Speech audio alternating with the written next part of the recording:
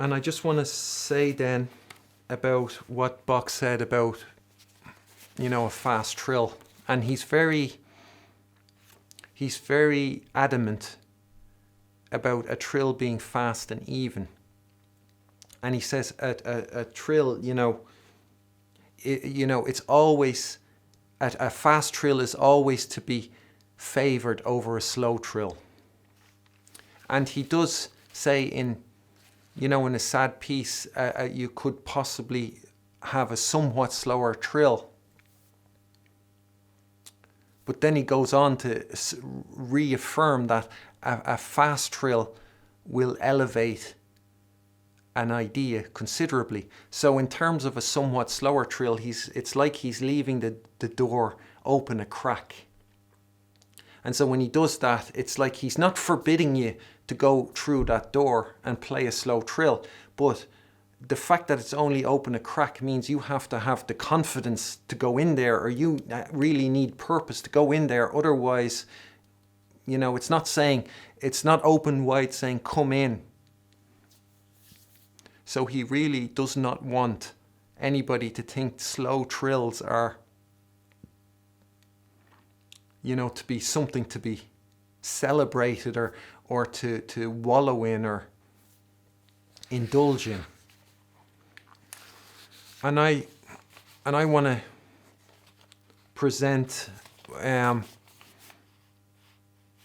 just so, like, in terms of the idea of what a somewhat slower trill could be. I uploaded the second movement of Beethoven's Tempest Sonata, Opus 31, number 2. And in the last trill that occurs in that movement is in bar 101 on an A natural. And I would call that a fast trill. And then in bar 100 before that, there's a trill on this D, which I would say is equally as fast as that last trill on the A natural. So I would call that a very fast trill. And on that recording, you can hear the trill on the A flat, you can hear me play, and you can hear how fast that trill is. And the trill before that, on the D, that D on this piano is slow to descend and rise up. So there's a limit to the speed of the trill I can play on that key. And so, given the speed of that trill, even before I recorded it, I knew that trill is not going to work out on this piano. And I was faced with a decision, I knew the trill isn't going to work out. And given the shortness of the note, often what I'll do in pieces like I did with the Appassionata, the E flat and the D flat, they are as well far too slow. So I artificially slowed down the trill so it at least sounds. But I'm not able to do the trill at its proper speed. So I have to artificially cater for that. But given the length, the shortness of that note, that D, I wasn't able to do that here. And so I was faced with the decision, what do I do? I can't artificially slow down the trill. And my other option would have been to play a turn instead of the trill on that D. And then I was thinking, well, if I play a turn, people will think that I think a turn is, you're meant to play a turn there. And I didn't want that. So at the end of the day, I thought it's better just to, for the trill not to sound, which I knew it wouldn't, and for people just to think that I messed it up rather than playing a turn and people thinking I think a turn belongs there. Right, so that's why that trill didn't work out. And let's say you're watching and you don't believe me. And you think of that, saying a bad craftsman blames his tools.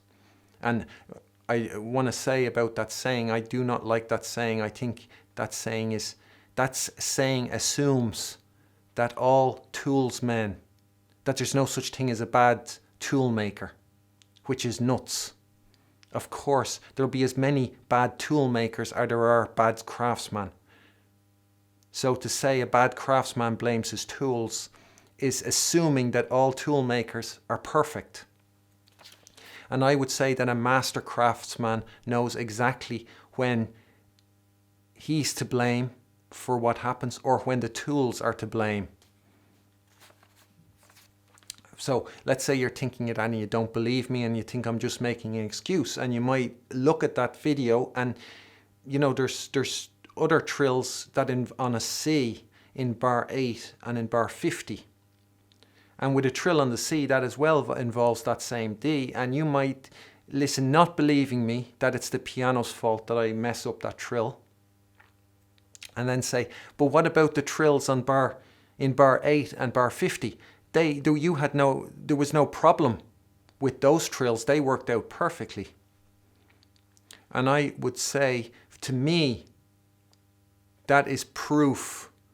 Knowing the piano like I do and knowing its limitations, its shortcomings, to me that is proof that those trills on bar 8 and bar 50 are essentially slower trills than that trill on the A natural in bar 101 or the one that it should have been on the D in bar 100. Because if those trills in bar 8 and bar 50 were as fast as the trill in bar 100, they wouldn't have worked on that piano. And so the fact that they worked perfectly is because they were somewhat slower trills. So I say that if you're interested, you don't have to, I'm not saying you should go and listen to that, but that could be an idea of what Bach has in mind when he says the trill can be somewhat slower. And something I'd add as well to what Bach says about, above all things, the trills must be fast and even. Something I would add to that, and I'm not saying Bach is wrong. So let's say they hold the first spot and the number 2 spot, fast and even. The number 3 spot, what I'd give the number 3 spot is rhythmic. I would say that the trills need to be rhythmic, and that as well is very important. And if you look at what I'm talking about in that episode 3, another characteristic of virtuosity, that what you'll get from that, if you discover that for yourself, along with the finger position and AC fingering, what you will discover with that is that you are playing trills at different speeds according to the music, according to the situation. So you will naturally be playing trills somewhat slower. If you look at the pieces I upload, you're going to encounter trills of all sorts of different speeds. Some of them are really, really fast. Some of them are not as fast. And you will have that too.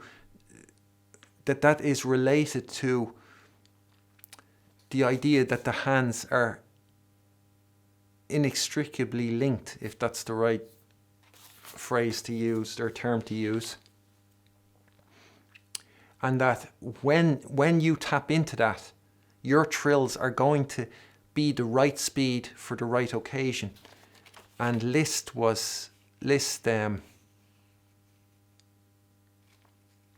talked about trills regarding rhythm and the different speeds of trills. And so that is a way to where your trills incorporating, discovering that what I talk in episode 3, that is a way to discover that rhythmic element of your trills.